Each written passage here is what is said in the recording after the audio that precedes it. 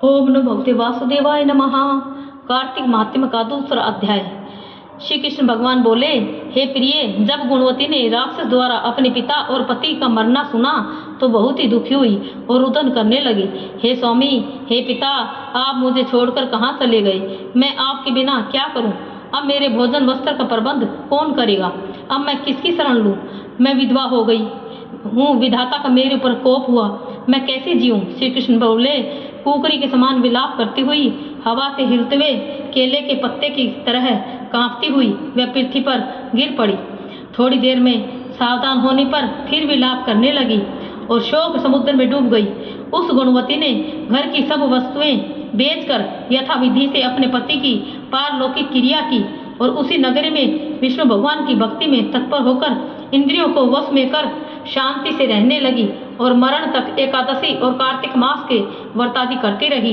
हे प्रिय, यह दोनों व्रत मुझे अत्यंत प्यारे हैं, जिसके करने से भोग और मोक्ष की प्राप्ति होती है, पुत्र और संपत्ति मिलती है।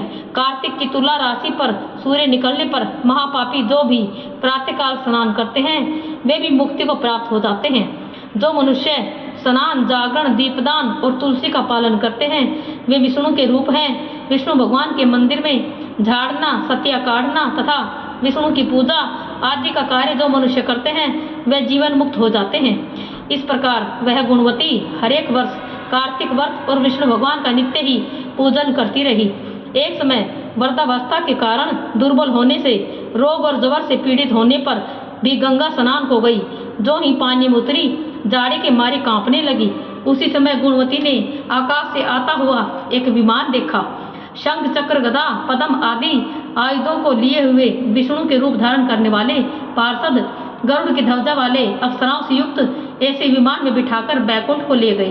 प्रदीप्त अग्नि के समान कीर्ति वाली गुणवती विमान में बैठी हुई कार्तिक व्रत के प्रभाव से मेरे पास आ गई।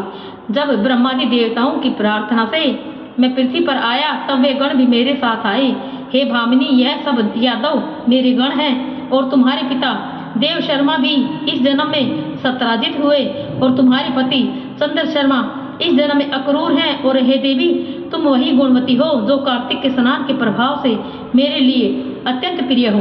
तुमने तो मेरे मन मंदिर के सामने तुलसी का बगीचा लगाया था, उसी से यह कल्प वृक्ष तुम्हारे आंगन में है। कार्तिक में जो पहले तुमने दीपदान किए हैं उसी फल से तुम्हारी सुंदर देह है और घर में लक्ष्मी देवी का निवास है। जो संपूर्ण व्रताधिक पति स्वरूप भगवान को अर्पण किए थे, इसलिए तुम मेरी पत्नी बनी हो। और तुमने जन्म मृत्यु तक जो कार्तिक व्रत उपवास किए हैं, इससे तुम्हारा वियोग मुझसे कदापि नहीं होता।